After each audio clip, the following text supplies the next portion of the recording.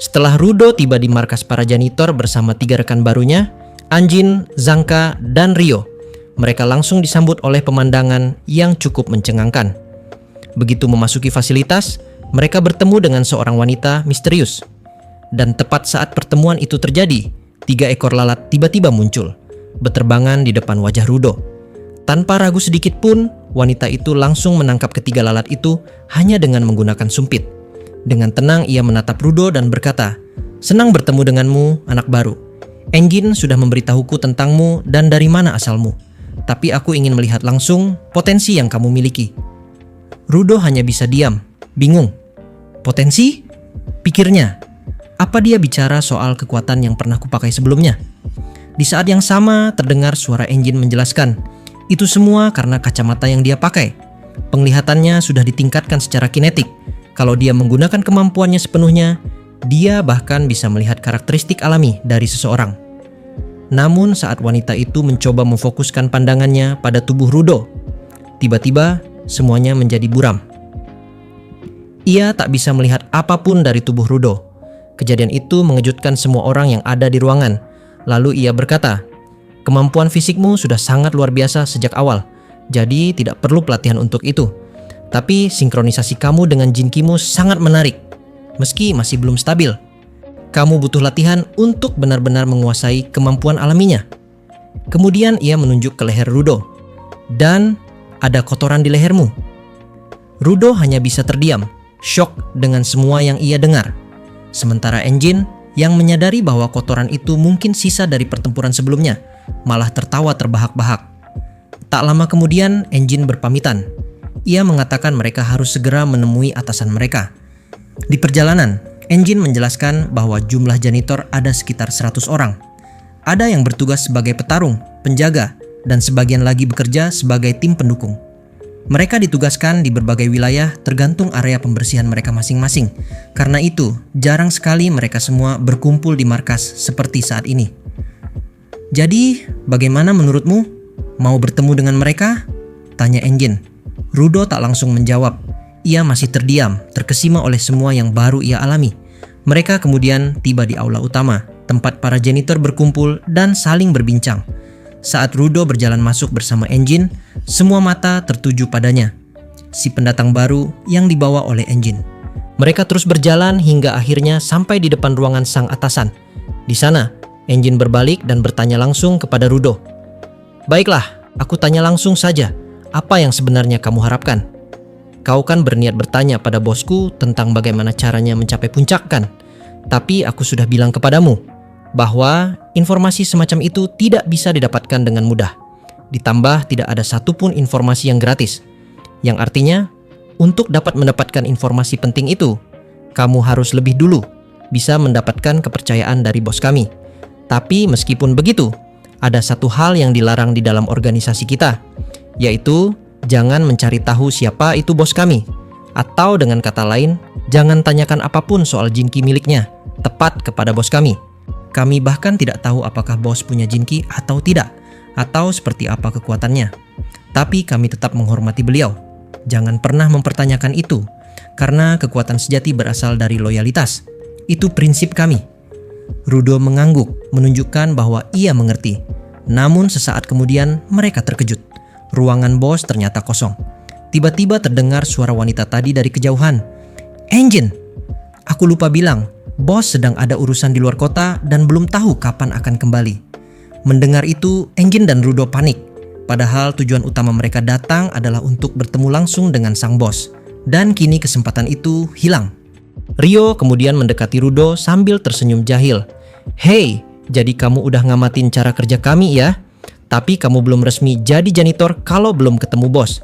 Jadi, gimana kalau kamu jadi murid magang bareng kami dulu? Lagi pula, aku penasaran pengen kenal kamu lebih jauh, Rudo." Godaan Rio membuat Rudo tersipu malu. Setelah itu, Rudo, Rio, dan anggota tim pendukung lainnya menerima misi pertama mereka sebagai calon janitor. Tugas mereka, mengeliminasi monster-monster abnormal yang mengamuk. Saat mereka bersiap, Rio menoleh ke Rudo dengan senyum lembut. "Perhatikan cara kami bekerja ya Rudo, mengerti?" Ekspresinya yang lembut membuat Rudo tambah gugup. Lalu muncul adegan kilas balik saat wanita tadi memberi pengarahan. Lokasi tugas kalian adalah pemukiman di dekat zona terkontaminasi. Binatang abnormal kecil mulai mendekati barikade. Kalian harus membersihkan mereka, tapi tetap waspada. Ia juga menjelaskan istilah-istilah dasar kepada Rudo. Dalam dunia ini, area yang bisa dihuni manusia disebut zona aman. Zona yang terkontaminasi adalah wilayah beracun oleh sampah. Ini adalah daerah berbahaya, tempat Rudo pernah jatuh sebelumnya. Di luar itu, ada zona terlarang yang disebut zona terkontaminasi absolut. Tempat ini sangat mematikan, bahkan para givers pun tak bisa bertahan di sana. Orang biasa akan mati hanya dengan melangkah masuk. Kalau kalian masuk zona ini, selalu pakai masker. Menghirup toksinnya bisa bikin sakit parah. Di zona terlarang, tanpa masker, kalian akan mati dalam 15 menit. Mendengarnya, Rudo membatin, "Dulu aku sempat bernapas di tempat itu. Berapa lama ya? Dulu kupikir tempat itu surga karena penuh barang, tapi ternyata cuma tempat pembuangan sampah. Apa orang-orang di atas sana tahu soal ini? Atau memang mereka yang sengaja buang sampahnya ke sini? Tapi kalau kita bisa bertahan di tempat seperti itu, bukankah itu ladang harta karun?" Rudo tersenyum kecil membayangkan semua barang berharga yang mungkin tersembunyi di sana. Tak lama, ia bertanya pada Rio, "Siapa mereka?" Rio menjawab, "Mereka juga janitor dari divisi pendukung. Mereka nggak punya kemampuan bertarung seperti para givers, tapi mereka sangat penting." Salah satu dari pendukung itu menjabat tangan Rudo, erat sekali hingga membuat tangannya nyeri. Rudo langsung sadar bahwa mereka cukup kuat untuk menghancurkan pelindung monster abnormal hanya dengan tangan kosong. Saat mereka mulai menyisir area, pergerakan aneh muncul dari balik bayangan. Gerombolan monster abnormal mulai bermunculan. Rudo terkejut. Jumlah mereka terlalu banyak. Bisa kita hadapi? Rio dengan tenang menjawab, "Belum pernah kudengar mereka berkumpul sebanyak ini. Tapi mereka nggak terkoordinasi. Lemah dan menyerang membabi buta. Cocok untuk latihan. Anggap ini kesempatanmu, Rudo."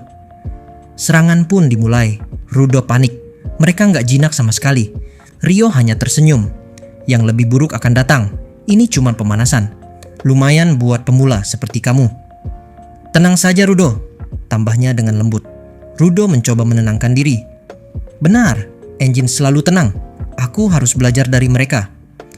Tapi tiba-tiba seekor monster menyerangnya dan rasa panik kembali menguasai dirinya. Bagaimana bisa tetap tenang dalam situasi seperti ini, pikirnya. Lebih parah lagi, ia baru sadar kalau maskernya sudah terlepas.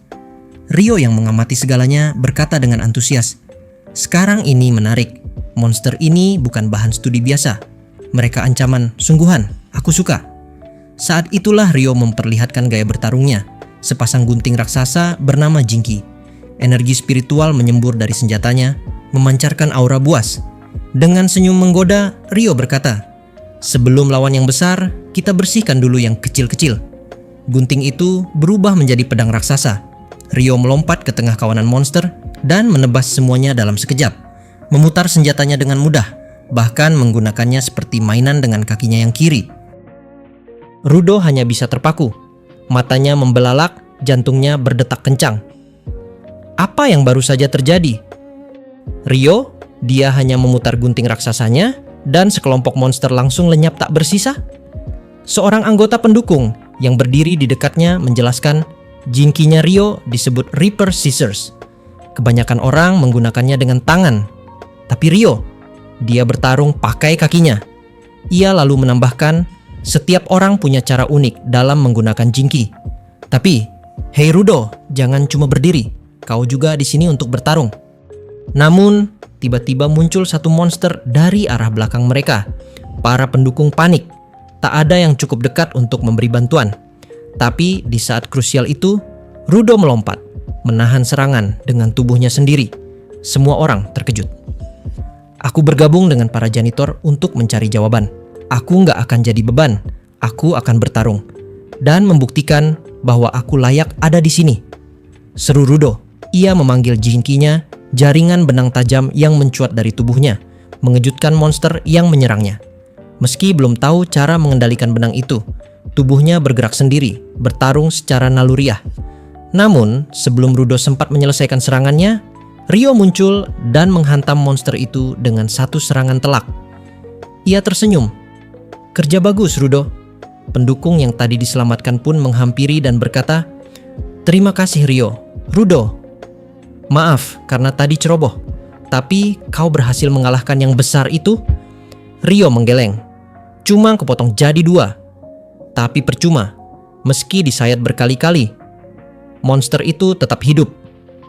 Monster tersebut tidak terpengaruh oleh Jinki Rio. Meski luka parah, tubuhnya terus meregenerasi. Rio kemudian mengumpulkan semua orang. Biasanya, titik vital monster aberran mirip makhluk hidup biasa. Kalau dipotong 2 dengan Jinki, harusnya mati. Tapi yang satu ini beda. Ia menyeringai, tapi tetap saja dia aberran. Jadi, aku akan terus mencincangnya sampai dia berhenti bergerak. Sementara para pendukung memutuskan untuk melaporkan makhluk ini sebagai varian aberran yang baru ditemukan, Rio menyuruh mereka segera kembali dan memberi laporan. Rudo ingin protes, tapi belum sempat bicara. Rio langsung melompat ke medan laga, menyerang monster raksasa itu dengan guntingnya. "Pertama-tama, kita potong rambutnya dulu," katanya santai. Monster itu meraung marah, seolah terhina oleh perlakuan Rio. Namun Rio malah menertawakannya. "Kenapa? Marah karena rambutmu jelek? Wah, sayang banget. Tapi hey, ada sesuatu yang berkilau di kepalamu." "Apa itu?" Ia menghantam sekali lagi. Serangan itu menciptakan gelombang kejut yang mengguncang seluruh area. Rudo terpental, jatuh dan tergelincir ke tepi jurang. Saat tubuhnya tergantung dan hampir jatuh, Rudo berpikir, "Aku hanya jadi beban. Aku bahkan tak bisa menggunakan Jinkiku dengan benar. Apa gunanya semua ini?" Tangannya nyaris terlepas. Tapi seseorang menangkapnya. Pendukung yang tadi ia selamatkan, kini giliran dia menyelamatkan Rudo. "Kalau kau masih punya sesuatu yang ingin kau lakukan, lakukan sebelum terlambat," katanya. "Lari bersama kami, Rudo. Jangan menyerah." Di belakang mereka, Rio terus bertarung dengan kejam. Tak ada ragu, tak ada belas kasih, hanya kekuatan mentah yang menghancurkan semua yang menghalangi. Saat monster itu melancarkan serangan balasan, Rio menghindar dan menghantam balik dengan kekuatan penuh. Semua orang berlari mendekat, berharap pertarungan sudah berakhir. Namun mereka hanya berdiri membeku. Di tempat jatuhnya monster itu, tergeletak sebuah Jinki. Jinki yang mengambil bentuk makhluk hidup. Mereka semua bertanya-tanya, bagaimana bisa Jinki mengambil wujud monster? Atau gimana caranya Jinki bisa berubah jadi monster? Setelah pertempuran berakhir dan misi pertama Rudo resmi selesai, mereka semua kembali ke markas besar para janitor. Adegan berpindah. Di salah satu sudut markas, Zanka baru saja terbangun. Matanya masih berat, bingung melihat orang-orang berkumpul sambil tertawa. Rio sedang duduk santai menikmati makanannya. Zanka mendekat. "Ini tengah malam. Ada apa sih rame-rame begini?" Rio hanya mengangkat kepala dan menjawab santai, "Ini pesta penyambutan untuk Rudo. Perayaan keberhasilannya bertahan di dunia bawah." Zanka menoleh ke sekeliling. Semua orang terlihat bahagia. Tapi saat matanya menyorot sudut ruangan, ia melihat Rudo duduk sendirian. Pundaknya turun, wajahnya suram, pandangannya kosong, seperti ada badai dalam pikirannya. Zanka mengerutkan kening. Kenapa dia terlihat begitu tertekan? Rio, sambil mengunyah makanan, menjawab, sepertinya dia masih terpukul karena nggak bisa mengendalikan Jinkinya kemarin. Dia terus menyalahkan diri sendiri. Ia mendesah, padahal monster kemarin itu bukan aberran biasa. Di dalamnya ada Jinki, dan bukan sembarang Jinki. Rio melanjutkan dengan santai, kalau monster lahir dari kekuatan Jinki, wajar kalau kita merasa cemas. Tapi aku serahkan semua ini ke atasan. Tugasku cuma satu, bertarung, selesaikan misi, lalu makan. Sementara itu, Rudo masih duduk diam di pojok ruangan. Di tangannya, sepasang sarung tangan Jinki. Ia menatapnya penuh frustrasi. Rahangnya mengeras, tangannya gemetar. Lalu seseorang duduk di depannya. Seorang pria yang belum pernah benar-benar ia ajak bicara. Pria itu tersenyum hangat. "Namaku Gris," ucapnya. "Dan aku cuma mau bilang, kemarin kamu luar biasa." Rudo menggeleng pelan. "Tidak, aku nggak ngelakuin apa-apa. Aku cuma jadi beban." Gris tetap tersenyum. "Kamu melindungi kami, itu sudah lebih dari cukup." Rudo menggenggam sarung tangannya lebih erat lalu meledak. Tapi pada akhirnya, Yang menyelamatkan semua orang itu Ryo. Aku bahkan gak bisa menggunakan kekuatanku. Dengan napas berat, ia berkata lirih. Kenapa aku selalu gagal? Kenapa aku selalu gak berguna? Grace mendengarkan, tak menyelah. Saat Rudo berhenti bicara, ia menatapnya dan berkata pelan tapi tegas. Kamu tahu, kamu orang pertama yang melihat kami, para pendukung, sebagai rekan sejati. Biasanya kami dianggap lemah, beban, dan cuma pengganggu. Ia melanjutkan, follow juga pendukung atau supporter seperti kami. Tapi dia bergabung sebagai janitor karena dia ingin mengalahkan Aberran. Tapi dia nggak punya kekuatan dan dia bukan Givers. Meskipun begitu, Follow pernah bilang, kalau aku nggak bisa jadi Givers, aku tetap akan jadi pendukung terbaik. Aku akan buktikan kalau aku punya arti. Grace menatap mata Rudo.